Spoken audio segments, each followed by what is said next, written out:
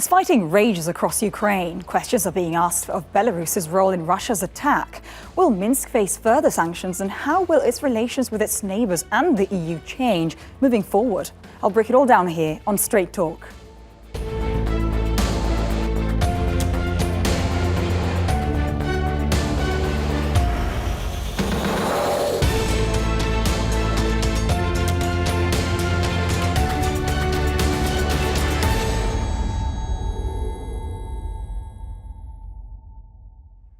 Hello and welcome to Straight Talk. I'm Ludovica Brignola. The situation in Ukraine remains dire as Russian troops move towards the country's biggest cities. Key among them has been the capital, Kiev. But Russia's rapid march towards the city couldn't have been possible without the help of another country, Belarus. The former Soviet Republic was the staging ground for Russia's northern attack on Ukraine. And that role that Minsk has played is already started to bring consequences. Hadia Al-Alawi reports.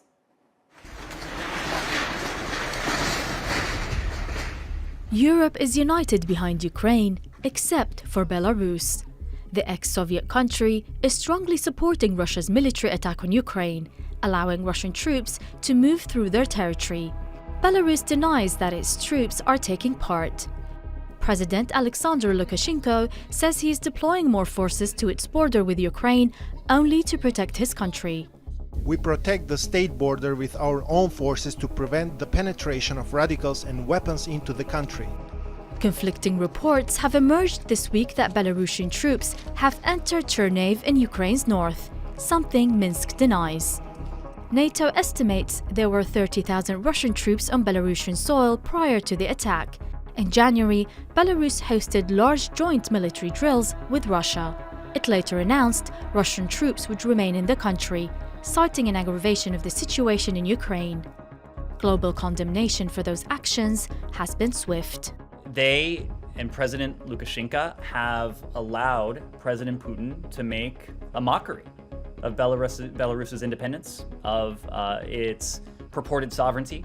That has been the case for some time now, as Russian forces have flooded in to Belarus. Last week, Minsk announced it was revoking its non-nuclear status following a referendum, practically allowing Russian strategic weapons to be placed on its soil for the first time since its independence from the Soviet Union in the 90s. Lukashenko said he may ask Russia to return nuclear weapons to Belarus, raising fears of further tension. The US, the EU and the UK have imposed a wide range of sanctions on Minsk, condemning it for enabling Putin's attack on Ukraine. We will also extend to Belarus the export restrictions we introduced on dual-use goods for Russia. This will also avoid any risk of circumvention of our measures against Russia. And in addition, we will sanction those Belarusians helping the Russian war effort. The Eastern European country, which borders Ukraine and Russia, is strategically important to the Kremlin. It is much closer to Kiev than Russia's border, providing a shorter pathways for Russian troops. Lukashenko's administration has also become increasingly reliant on Russia for economic, political and military support in recent years. Putin backed Lukashenko after the 2020 disputed elections, which opponents say he rigged. And despite Kiev's appeals to Belarus to stay out of the conflict, Minsk seems unlikely to abandon its historical ties with the Kremlin. Hadia Al-Alawi, Straight Talk. Joining me now to discuss this more in depth is Linas Kojala. He is the director of the Eastern Europe Studies Center in Vilnius. In Milan, we have Eleonora Tafuro Ambrosetti, a Russian affairs analyst at the Italian Institute for International Political Studies. And in Minsk is Arseny Sivitsky, co-founder and director of the Minsk-based Center for Strategic and Foreign Policy Studies. Many thanks for being with us today. Eleonora, I'd like to start with you. Ukraine, Belarus, but also Lithuania, Latvia, Estonia, and several other countries are all former Soviet republics. But there seems to be a different and special link between Russia and Belarus. Can you help us understand more about this historic link? I wouldn't actually compare the Baltic states to Ukraine and Belarus, because even during the Soviet Union, they used to have a rather detached, let's say, relationship with Russia, while Belarus and Ukraine, let's say, they have a sort of a special place in Russia's strategic outlook, and that depends also on history. We all remember Putin's very controversial article saying that Russians, Belarusians, and Ukrainians are actually one people. But, you know, apart from this contested historical fact, there is some truth to the long-standing relations between these three countries. But what I would like to point out is that the relationship, the closeness between Belarus and Russia really was strengthened after the presidential elections in Belarus in 2020. And then the cooperation between Belarus and Russia really became a dependency relation of Minsk on Moscow. Interesting. Arseny, how active do you think Belarus will be in the conflict? Because we're hearing conflicting reports of whether Belarusian troops are actually participating in the attack. Could its role grow wider, though? So at this stage, the Belarusian armed forces are not engaged in the direct military actions against Ukraine. However, unfortunately, our country has provided the Russian troops with territory to attack Ukraine from the Belarusian direction. And from the point of view of the international law, Belarus now is considered as a country that is committing aggression together with the Russian Federation.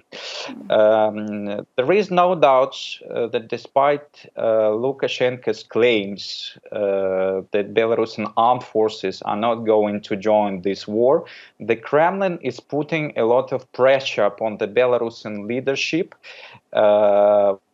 because Russia has already exhausted its operational reserves during the so-called special military operation. Mm-hmm. And Moscow demands Belarusian Special Operation Forces units to join the battle on the ground. But at this moment, Lukashenko has managed successfully to abstain from the direct engagement. Interesting. So a lot of pressure now on Belarus. Linas, do you agree, first of all? And I mean, is there a risk of a wider conflict if Belarus were to formally join the attack? How would Ukraine respond to that? Well, there is a war going on in the region, and of course, everything seems possible nowadays. And of course, it's difficult to disentangle Belarus from the current aggression against Ukraine, as was previously mentioned. We've seen this closeness of military integration of Russia and Belarus for a while. We've had a lot of military exercises taking place in Belarus, neighboring, obviously, NATO countries such as Lithuania and Poland. So the geopolitical circumstances have significantly deteriorated, and Belarus played a significant role in that. Speaking about the economy of the country, I mean, Belarus has acquired substantial economic benefits from Russia, such as below market prices for oil and natural gas imports. Eleonora, how dependent is Lukashenko on Putin right now? And would the country's economy survive without Russian help at a time like this? No, it wouldn't. Actually, Belarus is very much integrated economically with the Eurasian Economic Union, which is an economic organization led by Russia. But it basically has a bilateral dependency relationship with Moscow. It also trades with the neighboring countries and especially Poland. But of course, the European sanctions will further deteriorate this link, and like all the other political and economic link with the West. So definitely, the situation looks like we're going to have much more dependence on Russia. Eleonora, it's interesting what you were saying a few minutes ago. You were saying a lot has changed after 2020 between the two leaders. But I mean, oftentimes they have been described as frenemies, Lukashenko and Putin. Are things changing? Are things likely to change after this attack? Absolutely. The relationship between Lukashenko and Putin has never been an easy one. There are also anecdotes revealing the deep, let's say, antipathy that Putin has towards Lukashenko. But the problem is that right now, Russia is the only ally for Belarus. And that's why Lukashenko is very keen on showing Putin that is 100% loyal. That wasn't the case in the past. In the past, we have seen a condemnation, for instance, of the annexation of Crimea. Right now, Lukashenko is by Putin's side, and he will do whatever it takes to demonstrate his loyalty. Right. Now we have learned that the US has extended export controls to Belarus as well, so limiting export of technological goods, but also defense capabilities and oil refining capabilities. And Europe is also acting. This is what the president of the European Commission, Ursula von der Leyen, had to say. Take a listen. And third, we will target the other aggressor of this war, Lukashenko's regime. Lukashenko's regime is complicit in the vicious attack against Ukraine. So we will hit Lukashenko's regime with a new package of sanctions. We will introduce restrictive measures against their most important sectors. This will stop their exports of products from mineral fuels to tobacco, wood and timber, cement, iron and steel. So we've heard these sanctions. Arseny, what sort of impact would they have on Belarus and its economy? What sort of damage would they really make? So I expect that the damage will be very high since the European Union is the second largest economic partner of our country. And there is no doubt that the West is going to expand the so-called draconian sanctions, or the sanctions from Russia to Belarus. We can face these significant consequences very soon. I expect that very tough restrictions are coming in a few days. And I think the option of excluding from the SWIFT is also on the agenda. So we will face very tough sanctions, and Russia will be not able to substitute our losses, as well as to provide the Belarusian authorities with the needed financial support. So it seems that very soon we will face a significant economic crisis in our country, especially if the Belarusian authorities are going to join the direct military actions against Ukraine. Interesting. Linas, do you agree with that? I mean, what impact would the sanctions have on Belarus? But also, would these sanctions make the country inevitably more dependent on Russia? And what political consequence would all of this have? Not only on these countries.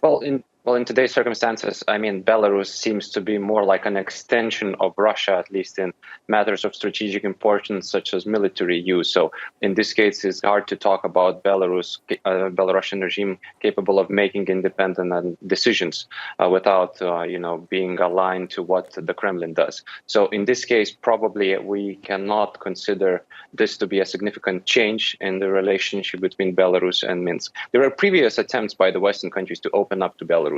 As late as in 2019, we've had a lot of Western politicians trying to engage with Belarus, but that didn't come out well with the repression against protesters after the presidential elections in Belarus of 2020. And of course, Belarus will feel the squeeze from the Western community in terms of its economy. As Russian GDP is predicted to decline by at least 7%, we can expect something similar in Belarus, because around half of Belarusian trade goes to Russia. So those two countries are very much economically linked. Absolutely, it's very significant. Arseny was also hinting at SWIFT, because we know for now the sanctions have spared Belarusian banks. Linas, do you expect further sanctions to follow? Yes, I do. I mean, the European Commission has mentioned that Belarus is engaged in conflict. Belarus has participated in it already, even if the troops were not deployed, that we are not sure of. So Belarus has to be considered as an entity that will face the pressure of sanctions, including SWIFT. Right, interesting. And Arseny, on the other hand, Belarus has also been the location for peace talks, so a very important role at the same time. Why is that the case, given the role that the country is having in the conflict? I think it is the main indication that Alexander Lukashenko is still trying to maneuvering, abstain from the direct military engagement in the conflict against Ukraine. And until the peace talks are taking place in Belarus, there is a sort of guarantee that Belarusian armed forces will be not engaged in direct military actions against Ukraine. At least Alexander Lukashenko gave these guarantees to President Vladimir Zelensky during their telephone talks. But unfortunately, I'm expecting that the military situation will be escalating very soon, and I don't expect any breakthroughs during these talks, meaning that we should expect huger military actions from the Russian side to Lukashenko to join this war against Ukraine. And unfortunately, the Belarusian leadership has become a hostage of Russian military presence here, and it doesn't have enough arguments to sell to Putin at current conditions why Minsk shouldn't join direct military confrontation with Ukraine. Interesting. Eleonora, in the meantime, a referendum in Belarus has approved a new constitution, essentially ditching the country's non-nuclear status. The West has already said it will not recognize the results of this referendum because it took place against the background of a sweeping crackdown on domestic opponents. But what are the consequences of this referendum? First, if you allow me, I would like to pick up on what Arseny was saying about Belarus being a mediator in this crisis. I remember back in 2019, I went to the Minsk dialogue where President Lukashenko was speaking and was boasting of this image of Belarus being not only a bridge and a mediator, but also a home to many Ukrainian refugees. This narrative has changed quite a lot again after 2020, after Lukashenko had started to prove to Putin that he's loyal and is supporting him at any cost. On the referendum, you're very right. What scares the West the most is the fact that Belarus ditched the non-nuclear status, but it's not the only consequence that the referendum has, because the referendum has a very important provision on the power succession in the country. Basically, more powers are given to the All Belarusian People's Assembly, and there is also a point prohibiting prosecution and immunity and granting immunity to the president. So this is seen by many as Lukashenko's way to ensure that he can, on the one hand, be immune from prosecution when he ditches office, and then also that he can still rule the country, maybe not directly, but through this assembly. Interesting. And Linas, and speaking about this nuclear risk, and not only about Belarus, would Putin actually use nuclear weapons? I mean, in your opinion, less than a year ago, Putin and Biden issued a statement at their Geneva summit, both agreeing on the fact that a nuclear war cannot be won and must never be fought. Yet again, the situation is enveloping very quickly. What's going on, and what is your opinion on that? Well, on the one hand, we've heard that before. Russian leaders tend to use the narrative about Russia having a nuclear weapon quite often, especially when there are disagreements or certain conflicts with the Western countries. So this partly reflects the thinking and the narrative from Russia, which was seen before. On the other hand, of course, the circumstances have changed significantly, and we can regard these statements coming from the Kremlin as an additional escalation, which is certainly not needed at this point of time. So I think we have to notice that the Western community has reacted rather calmly. We've seen the US not taking measures to send any kind of wrong signals to anyone in the world about the escalation in this area. So the hope is that, of course, this will not be a point of friction in the future. And Arseny, speaking of nuclear dangers, reports that shelling occurred near a nuclear power plant in Ukraine have been extremely troubling. Authorities say that the plant is now under control and safe. But how dangerous could this get, given the number of nuclear power plants in the country? And are there any safeguards to prevent such disasters? I think that at this stage, the Russian side is capturing Ukrainian nuclear power plant in order to speculate on the nuclear threat. It's an element of the nuclear blackmail strategy, trying to force the Ukrainian authorities, but also the Western countries, to sit down at the negotiation table and to discuss the resolution of the conflict on the Kremlin. Not the only problem, because transform its special military operation in so-called strategic military offensive operation. And it will envisage active use of means of non-selective weapons. I also want to speak about China briefly, Linas, because Belarus is a key ally of Russia, but so is China. At the same time, though, Beijing hasn't been very publicly supportive. What is the role of China in all this? I think China observes the war closely, and of course, its position is a bit ambivalent. On the one hand, the Chinese are closely related economically and otherwise with Ukraine relatively closely. So, of course, the concept of a sovereign nation being attacked is not the one that China can support. That's the same with Belarus in terms of its status as an independent nation, as a sovereign nation, which is doubtful in today's circumstances. As I mentioned before, it seems to be more like an extension of Russia in every aspect of strategic importance.